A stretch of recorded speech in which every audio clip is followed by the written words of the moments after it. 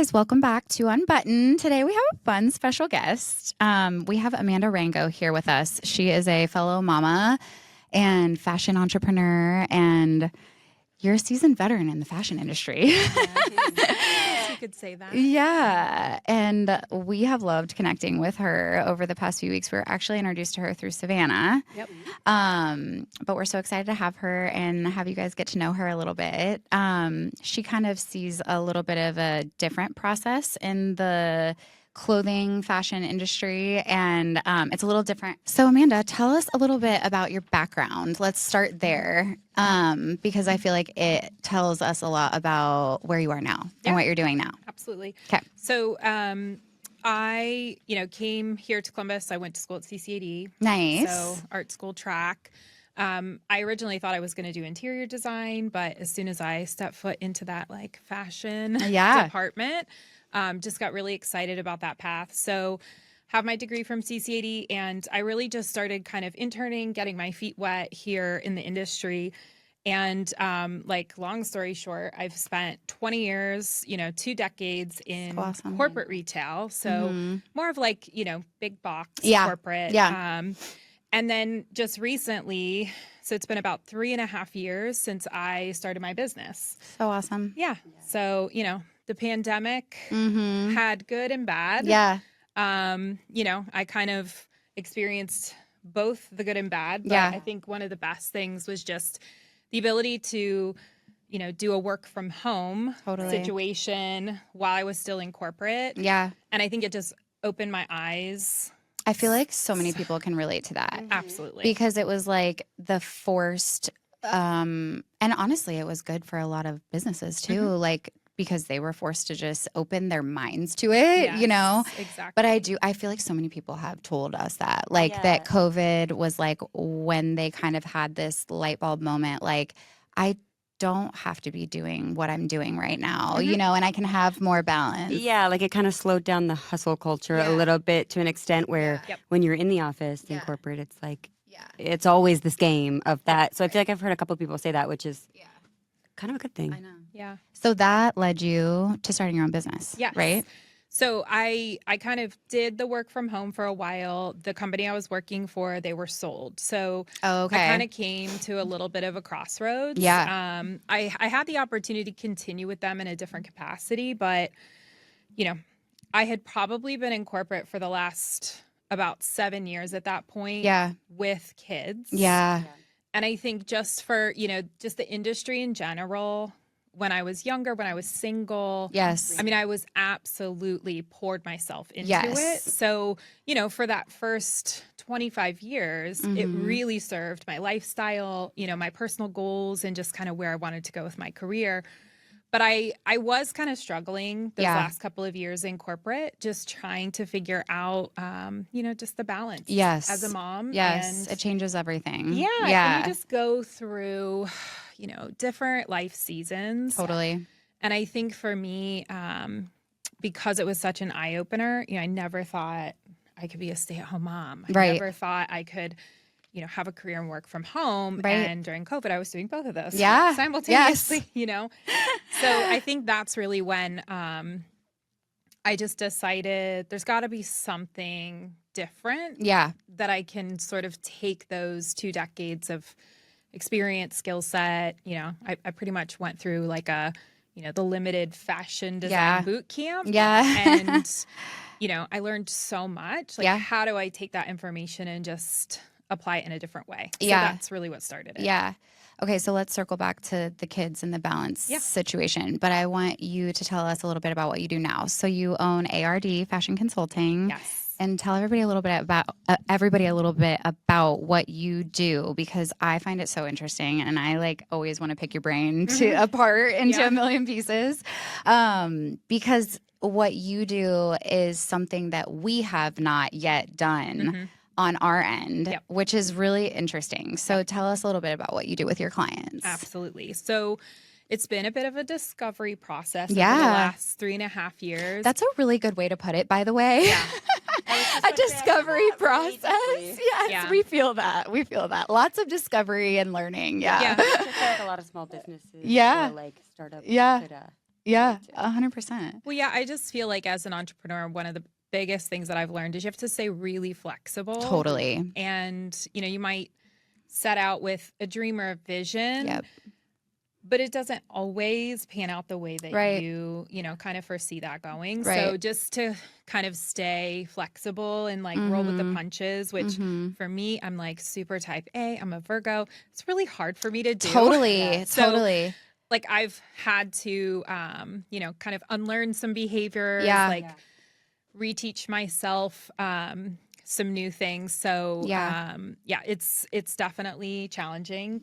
Yeah, but I feel like that's what likely makes you successful in it, because there's a lot of people who aren't willing to like reteach themselves or aren't willing to be flexible, and you have to, like you said. And so I think that that's like kudos to you for actually acknowledging it and doing it, because I feel like that's half the battle. I feel like if you're not flexible, you're gonna fail. Totally. Yeah. And honestly, I'm kind of like the flip side of that. Like I am super not type A. Yeah. But I have had to learn to be more type A as an entrepreneur. Like I have to be more organized and I have to be paying the bills on time and doing the spreadsheets and all that kind of stuff. So I can relate, but just kind of almost like in the opposite way. Yeah. Yeah. So I guess to answer your question, I now, as of the last 2 years, I exclusively work with fashion founders. Cool. So it's kind of a widespread right now with who the fashion founders are. So I start with pre-revenue clients. So anybody that's looking to, launch a collection or a brand. Love that. And perhaps they just don't have any way of figuring out how to even take that first step. Right. So, that's essentially exactly what I did in corporate. Yeah. So I helped that client from literally, I say, chicken scratch on a napkin. Yeah. To the whole end-to-end design, product development. That's so fit, awesome. Sourcing, deliver product to your door process. Yep. So I would say that is probably my passion client. Yeah. And it's just such a different relationship that you build. Yes. Because most of those clients are either bootstrapping. Yeah. Or they have investors. So there's just a lot at stake. Yeah. And they put a lot of their effort into it. Yep. But most of them also are still working their 9-to-5s. Yeah. Or they don't really want to leave their 9-to-5. This is just kind of like a long range kind of plan. So I absolutely love working with those clients. And then the second type of clients that I work with they're the same client, but they're about 5 to 10 years down the road. Yep. So exactly. So that's more in, you've built your revenue. Yep. You're really honed in on who your customer is, who your target clients are, but perhaps you didn't have a formal background or training in fashion design or production. And so in order for you to scale your business, you really need to solidify the foundation. Right. Right. Okay, so I have a question. You were talking about the different types. Do you do just like strictly like women's clothing, men's clothing, kids' clothing? Like what all like avenues do you feel like business-wise you reach out? Great question. So I do all three. That is so impressive. I know. Truly. Well, it's so interesting because, I spent my corporate career in kids wear. Okay. So I would consider myself a kids expert and specific to girls. Okay. You're like the most savvy in that. A limited to intern. Oh, God. I spent, majority of my career was spent with Justice. I was just going to ask girls. if you were with Justice. Yeah. So, but at the end of the day, it's all transferable skills. Right. You're still doing the same research, sketching. Right. Yep. You're just looking at a different target client and your sketches might be a different proportion. Right. And your fabric weights might be different and you have to, find the right fit form or fit model to fit your product on. But it's all transferable. Right. So I think that's one of the most exciting and challenging things that I've done as a consultant. One of my, he's actually done 2 different collections. So it's called Mainline Apparel. Nice. And it's geared towards equestrian lovers. Ooh. And, it was kind of like a white space. Yeah. You go to these equestrian events and they have this little section called Apparel Village. That's but so it's cool. like 99% women's boutiques. Yeah. And so my client came to me and said, there has to be something for dads, brothers, male writers. That's and so, cool. This was such a cool challenge because we were solving a problem or, lack in the market. And, it really just came down to doing my research, going out and looking at competitors and trying to, really define the quality that he was going for. So that's super cool. Really fun project for me to do men's for the first time.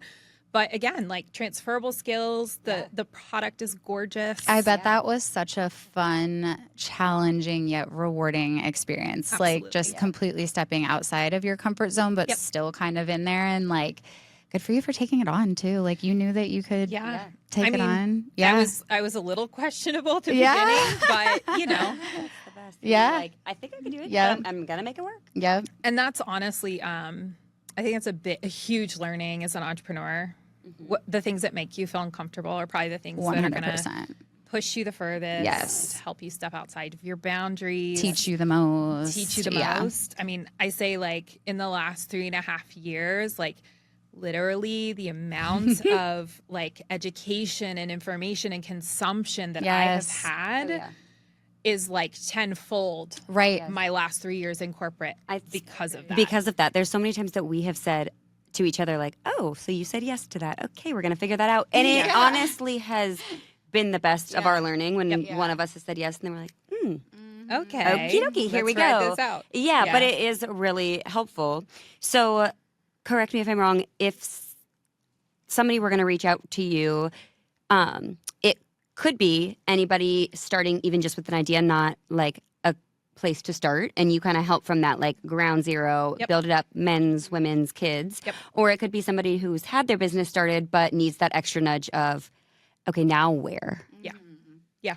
Exactly. So for those of you listening, just to kind of break it down, like when we are buying our product, we're buying it from vendors and the product is pretty much already designed and done. Right. What Amanda does is helps people actually design their own lines. So not shopping from the vendors. So basically like our vendors are doing what she does for the most part, which is really cool. And I just would love to someday be able to do that. Like I feel like we've gotten to a point where we're pretty savvy with the vendor buying process, but like that's a world we haven't learned yet, and I would be so interested to. I feel like that is a goal of ours. Yeah, for sure.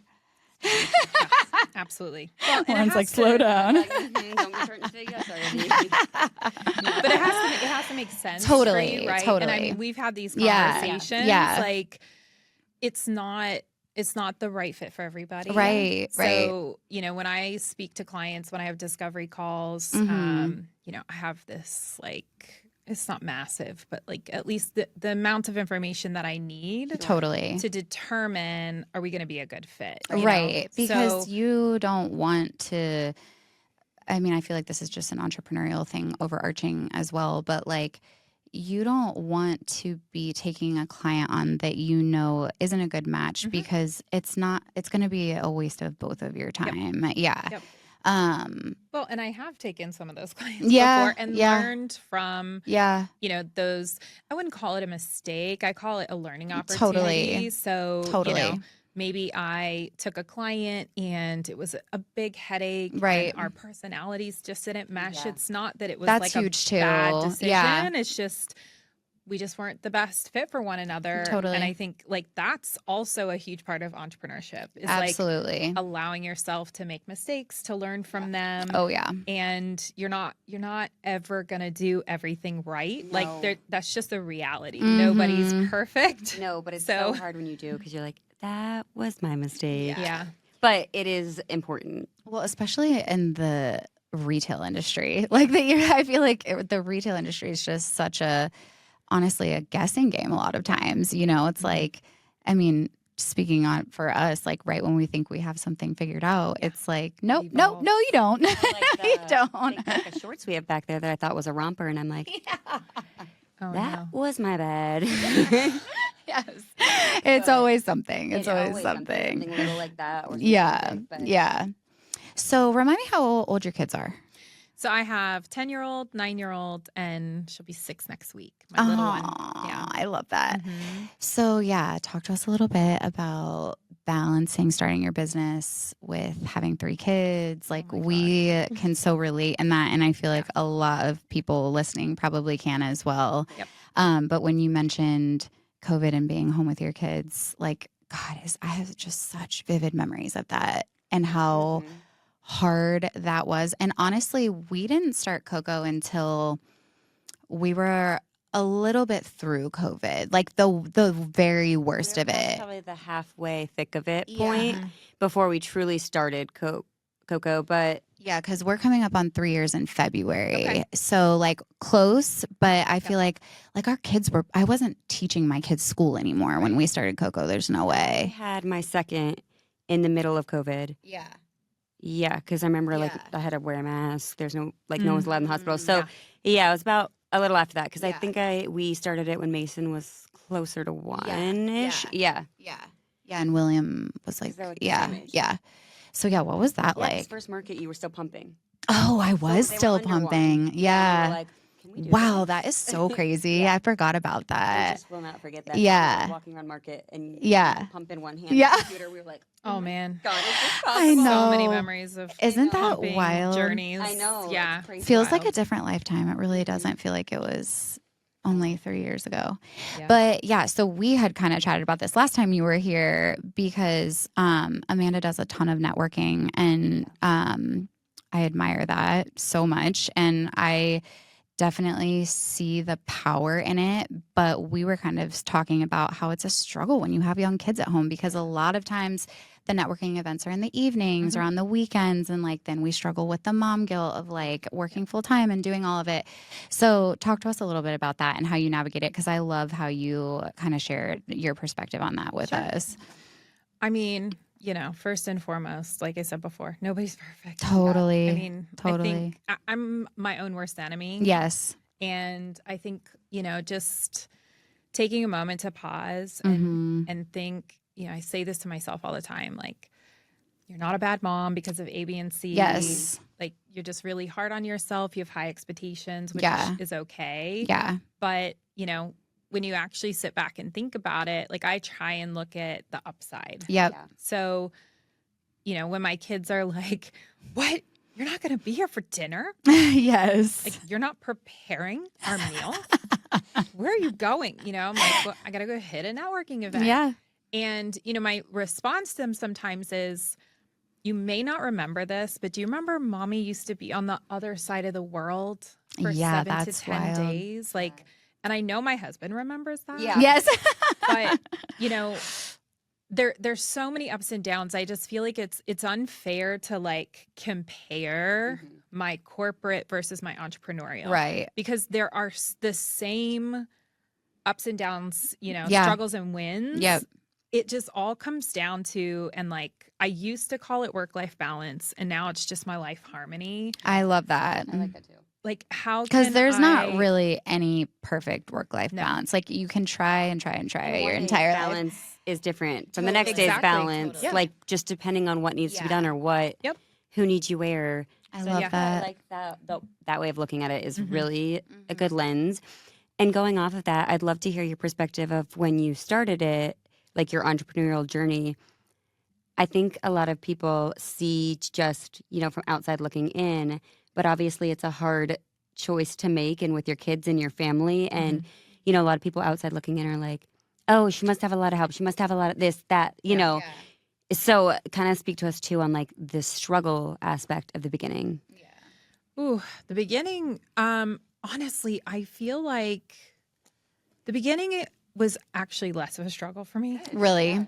I think because I was so excited for what I was embarking on. I feel like I can relate to that a little bit. Like it didn't feel as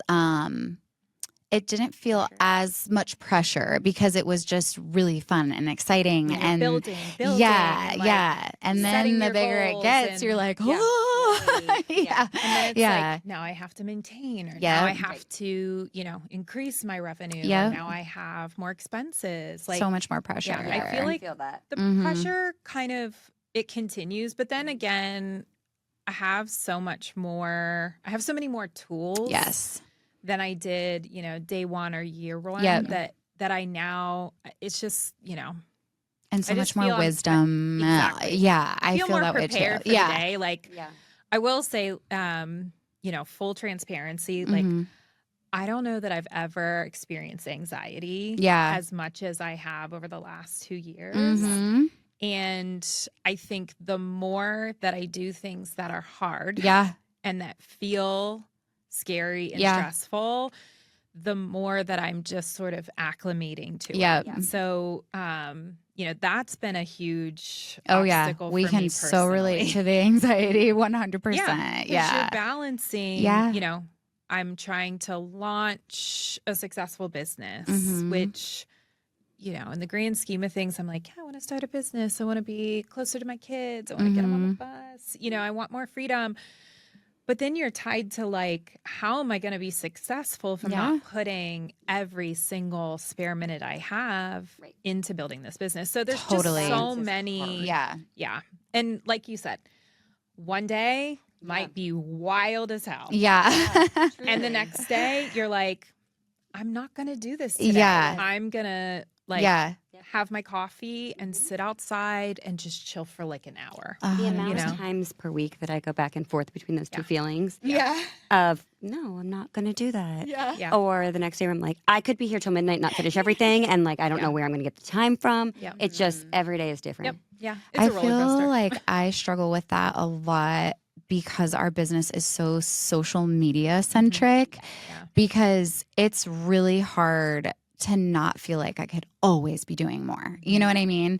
And like, I definitely struggle with that. I mean, I guess just not even just with social media, just like with owning a business. It's like, it's hard to like in corporate world, it was like, okay, I leave work. I might check some emails if we had like a launch or something in the evening. But like, I didn't feel like that pressure in my soul that I feel now because it's our thing. You know what I mean? The ownership of it, but not to mention that like social media does kind of force you to be like, you don't post for a day. They're putting you down on their little algorithm and it's ridiculous. They don't allow for a break. And it's, I mean, thankfully we have a couple of us working here and we can kind of like fill in when another needs a break, but it's a lot of, and you're right, when it's yours, you're like, I mean, this is like all on us. You're like, this is a reflection. Every little thing is a reflection on you, your business. And it does get to be like a lot of pressure.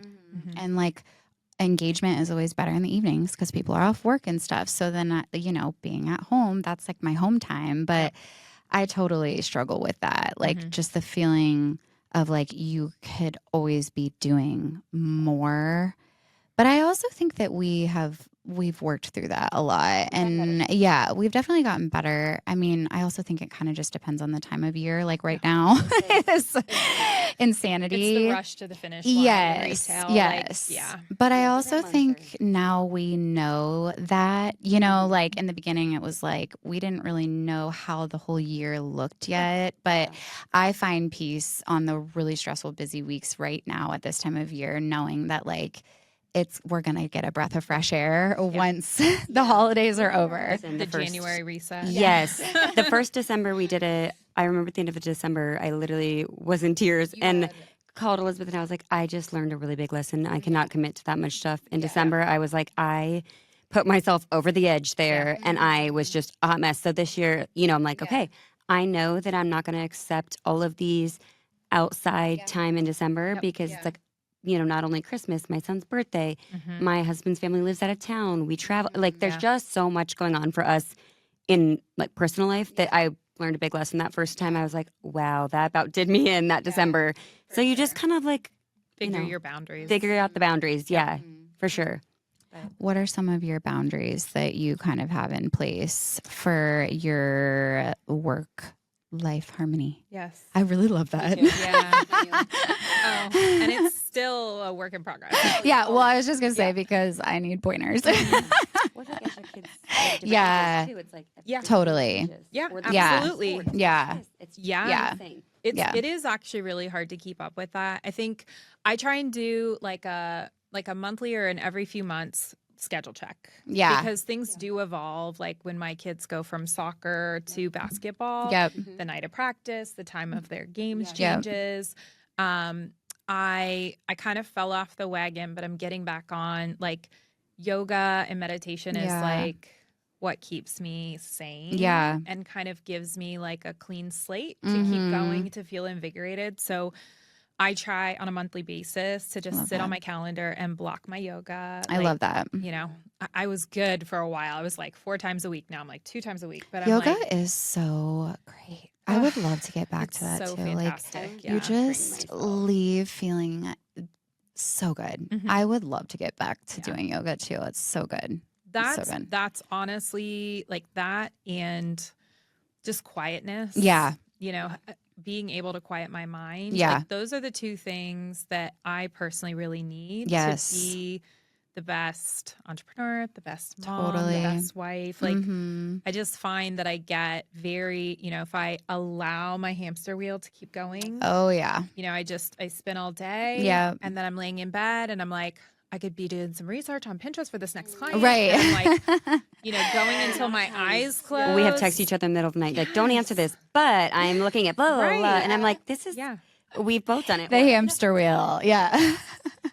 Yeah. With the spinning. Yeah.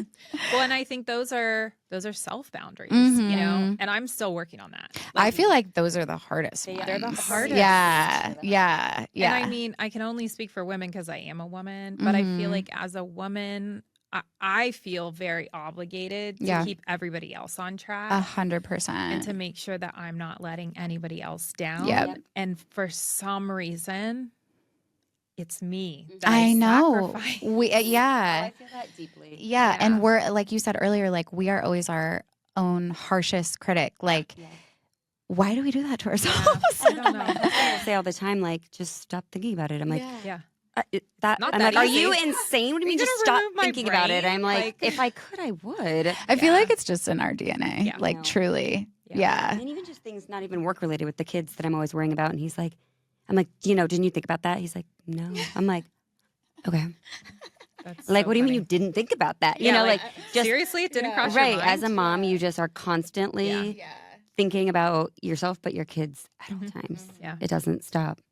Well, and I loved how you said that your daughter, right? Like she gets like excited for some of your projects and you kind of like get her involved. I thought that was really cool. Yeah. It's like, I feel like in a corporate environment, I was very protective of work life. Yeah. And home life. Yeah. And they didn't really cross. Mm-hmm. And it was like, when I'm at work, I'm at work. And like, this is my career. And when I'm at home, I'm a mom or a wife. Yeah. But, you know, when you own your own business, those lines cross constantly, daily, hourly, every minute. Yeah. So, you know, I stopped kind of putting up those boundaries. Yeah. And again, like where there's an opportunity for harmony, like let it in. Totally. And my daughter, you know, she's 10, but she's sharp as a tack, and she knows, you know, all my clients, I like love what that. product they do. And so I can make her a part of the process, you know? That's really cool. She's going to learn so much from that. Yeah. That's really cool. Yeah. Like to be a part of something like that at that age and to see you doing it. Yep. She's probably not going to appreciate it now. She's 10, but like when she gets older, she's going to look back and be like, wow, my mom was doing like really cool and amazing things, and I didn't notice it then, but it's going to teach her like so many things that she would have never learned if you weren't there doing it. Yeah. And I tell her, you know, we talk to our kids all the time. Like, you know, I went to college and I really believed in my education, as did my husband, but like times are changing, and there's going to be, you know, a huge population of business owners over the last, you know, 5, 10, 20 years. And like I tell her, you know, I would love for you to go to college if that's something that you feel like is a next step for you. But you also have the option, you know, mommy owns a business and daddy owns a business. Yeah. Do you want to do fashion design? Do you want to be a financial advisor? Yes. You know, like those opportunities are there. Yeah. You know, I didn't know about before going to college. Like I didn't realize a lot of these things existed. Yeah. They just weren't ever like a thing that I was like introduced to. Right. So I think it's really cool that she's seeing it now. And like you said, like sometimes they do have to blend into each other's time. Like it's not a black and white. Right. Yeah. And I mean, we've learned that. We always laugh because our husbands will be like, we'll be on the phone. They're like, what more can you two have to talk about? You spend all day together. I'm like, we could be on the phone all night and all day and still have something to say. Yep. But, sometimes we have to cut ourselves off and be like, okay, reconvene tomorrow. But it is, we have to let it blend sometimes, which is a really good way to look at it, because I feel like there's always been this pressure to it's here and here, and there's no wiggle room, but you kind of have to. You kind of have to. And I think one of the coolest things that I've actually been able to experience with, I think 2 of my 3 daughters is my kids' clients. I actually so fun. fit a lot of my product on my kids. And like bounce the ideas off of them and stuff. And I That's get their so point cool. of view. And my two older girls, they're a little bit different shapes, but like they're both around a size 10, which is like the size, the sample size that I do right now. So it's a short window. But each of them has been, because I also do like creative direction and styling for my clients for their photo shoots. Very cool.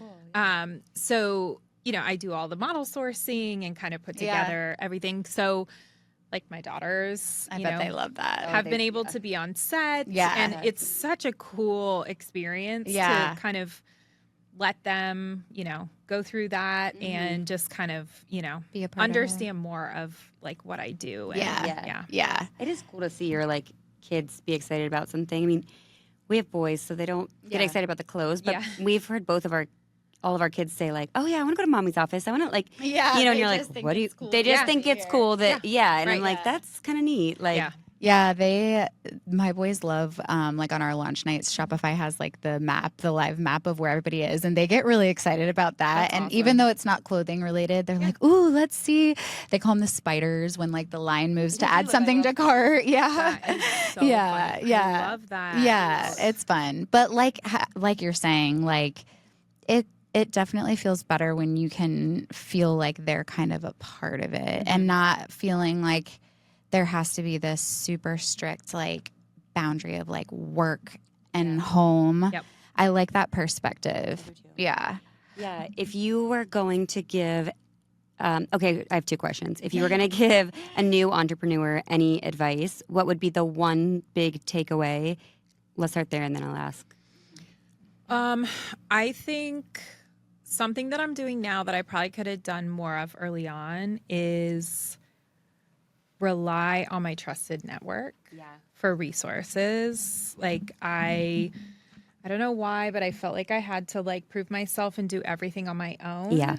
And I've invested in a couple like coaches or entrepreneurship courses, and that was a common theme when I was, being guided from someone with experience. Right. So like one of the things that I did pretty early on that thank God I did is I hired somebody to do my bookkeeping and my P&L because I no idea.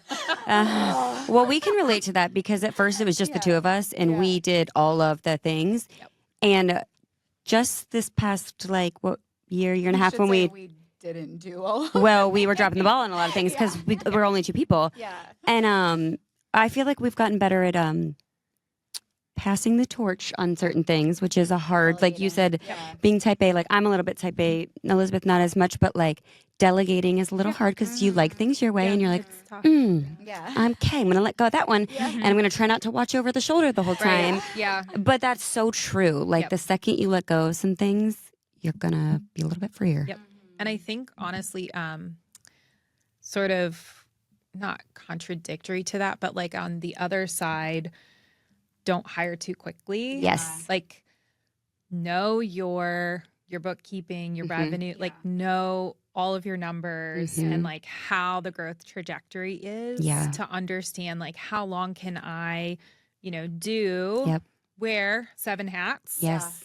Like I need to wear 7 hats for 2 more years until I hit X revenue. And that's, I mean, we worked out of Elizabeth's home and it was just the 2 of us. We didn't pay ourselves. Like we were just so scrappy and we had no overhead. And I feel like that's how we made it work. Yeah. Because you're right. Of course you want to hire all these people to help take things off your plate. But it's like, you get caught up really quick and being like, well, I actually can't afford any of that. Yeah. And then that's where all my money's going. Yeah, exactly. Yep.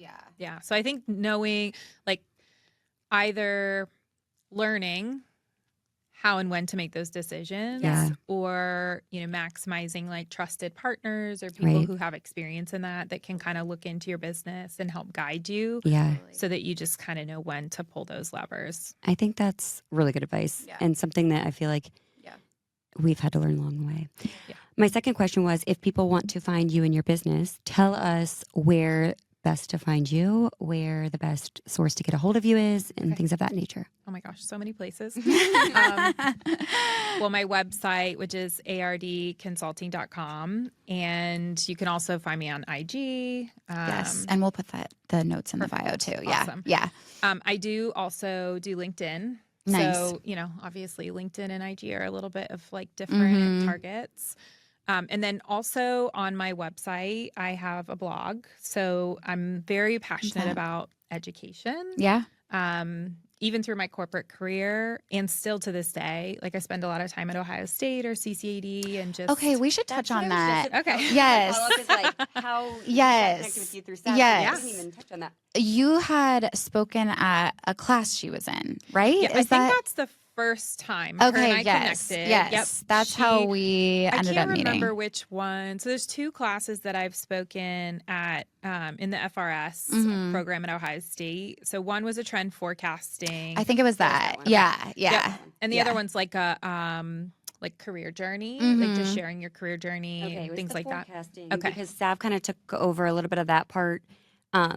And so she was telling us how she had learned a lot from you, and that's when we all met the first time. So that makes sense. Yeah, and then I think honestly, so the second time I think her and I ran into each other was, so I belong to C-Bus Retail, which is a local networking like retail group, and they do, I think it's once a year, if not twice a year, but they're very connected with FRS program. Yep.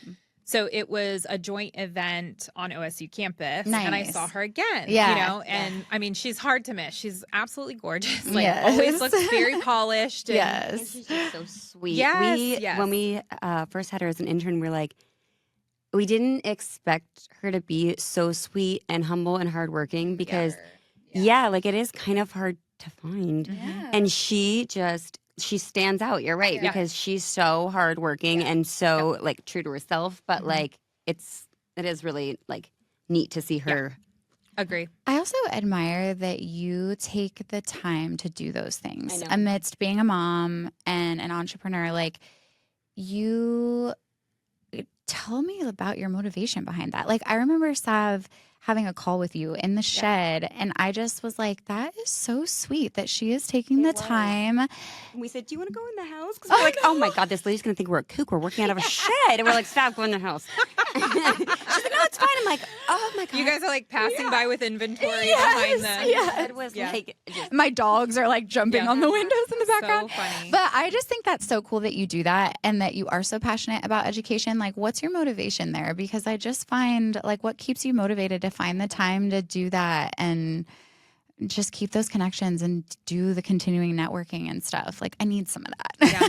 Well, clearly it works. I mean, Savannah has like reached out to you. She connected you with us. Like, it works because she trusted you enough to reach out and say like, hey, can I pick your brain? You know? Yep. So that's kudos to you. For being so like open to that. So I think there's two things that stand out in my mind of my why. Yeah. So the first thing is my dad. I call him the mayor of our town because my dad from the very beginning, especially as I kind of passed like high school age and kind of went into college, like he was very forthcoming about do not ever burn a bridge. Yeah. Build your network. Yeah. Choose the people that you know and trust, utilize them, give back to them, be a good partner. Yep. And he will to this day always say, it's all about who you know. It really is. It really is. It's like that saying, like, be careful who you step on your way up because you're going to need them on your way down. Like, totally. you know, same thing as don't burn a bridge. It's like, absolutely. You know, don't think you're ever too good for somebody. So strong for me because I have called on so many people. Totally. From my corporate career. Right. Like, maybe people that I didn't know really well. Or, you know, and like I need those people now. Totally. Like, totally. I am back to like, you know, working on those relationships and like, you know, because so many people are everywhere now. Yeah. It's like, where are you? What are you doing? How can I help you? How can we help each other? How can we add value? So yeah, that's a huge thing. And then the second thing is my own experience. Yeah. So I went to CCAD and I think I was, oh my God, funny little side story quick. So I, you know, like in class, Mrs. Peterson, hey lady. I can remember teachers. It's so wild. Yeah. 100%. So I had Mrs. Peterson, and in art school, they would give us a project. We would come back a week later, 2 weeks later, and we would have to do critique. So you would literally put your project up. Oh, and God. she would go. Nightmare. I am not creative, One and by I'm one, like, people. I'm shaking just thinking about someone putting any piece of artwork of mine up. And she would not hold back. Oh, that's terrifying. And that was a lot of my classes at CCD. I don't know that it's like that rigid anymore, but the one thing she used to always say, she would be like, oh, Amanda, your work is so tacky. You use so much glitter and so much sequins. You should just go work for Limited too. And I was like, maybe I will. Yes.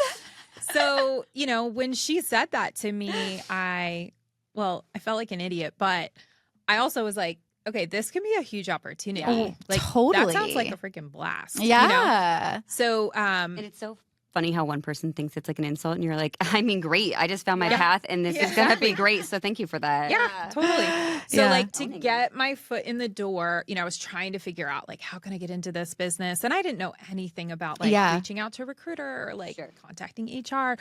So like one day I was in this draping class at school, and this lady she was from A&F. She was like just continuing her own education, like coming back to take some classes. And just in talking with her and getting to know her, I was like, oh, you're in the industry. Like, what do you do? And she was like, I have a really good friend that works at Limited too. And that's how I got into that company. I love that. And Marie Davis hired me. And I still to this day keep in touch with her and follow her family. Like she took me under her wing and introduced me to her team, taught me so many skills. So cool. And honestly, like, I was that kid. Yeah. And multiple people took the time to teach me, to talk to me, to encourage me. And I just remember how meaningful it was. Yes. And I mean, I love to talk about myself sometimes. So I really don't have an issue, you know, just sharing my experience and what I learned and what to look out for. Yeah. It's useful. I mean, we say that, like when I met Elizabeth, we were doing home design stuff and she was talking about how she always wanted to like own a boutique. And I'm like, you should do it. Yeah. And later that night she called and she's like, so I bought us 2 flights to Chicago. I'm like, wait, I was like a teacher last year. I'm like, what are you talking about? I have a lot to learn. And we just did it. And I always say like, I'm thankful that, like she'll say, oh, I'm thankful that you just said I should do it. But I'm like, I'm thankful that I just hopped on the plane and said, okay, we're going to do it. Like, and we did. We just, we needed one another. And if we hadn't, you know, like it's truly just you meet people along the way and your avenue and whatever can change. But you always have to remember that like somebody's going to need you. You're going to need somebody. Yep. It's crazy, but it's so cool. I've always been kind of a people person, but like, I love the value of like a relationship with someone. And it's always so interesting, like when you do network, like and meet somebody new, it always comes full circle. Like even if it's not in your industry, if it's not somebody that you even think you have anything in common with, it's like there is always a moment eventually where you're like, I'm so glad I took the time and I wasn't an asshole. And you know what I mean? Absolutely. Like there is literally nothing bad that can come from it. Yeah. And like you hear random people be like, wow, I'm just so proud of you guys. You've like, I've been watching from a side and you're like, you have? Like, that's so kind words. Cool to see and hear. Honestly, there was one time when I was like, it honestly like made me cry because you're like, wait, what? Like you've been watching, you actually like notice all the hard work. So it is cool. And then it reminds me to tell people that too, because it's like, of course, everybody needs to hear when they're doing a really great job. Yeah, and especially it's entrepreneurs. Yeah. I feel like it can be very lonely. Yeah. And you're like, am I doing this video for anyone but me? Right. Totally. That or I even think about like stay-at-home moms too, like, you know, the acknowledgement of like, you are seen and you are doing it and you're doing an Absolutely. amazing freaking job. Yeah.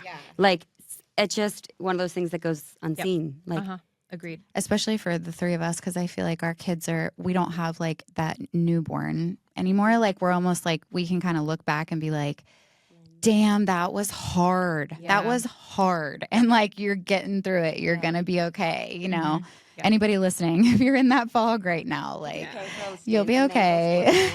And then it'll flip again. And then our kids will be teenagers. And the thing about having kids is nothing ever stays the same. Yes. But when you have it figured out, they're going to switch. And then Motherhood and owning a business are very similar in that sense. Honestly, stay fluid and roll with the punches. And Yeah. I love it. And honestly, every time we talk to you, I learn something new. And I'm just like, I truly thank you for being here. Yeah. And I know for sure our listeners are going to like take a bunch from it. And, you know, if we have any questions and whatnot, we'll definitely send them your way. But we really appreciate you coming today. And we'll link where to find Amanda in the show notes and whatnot. But thank you. You're so amazing. Oh, thanks so much for having me. This was a blast. You today. Yay. You're amazing. We admire you. Appreciate it. And yes, thanks for coming. I know. This is not the end of our story together. Oh, no. It's just the beginning. Yes. Stay tuned. All right. Thanks for listening. We'll talk to you guys next week.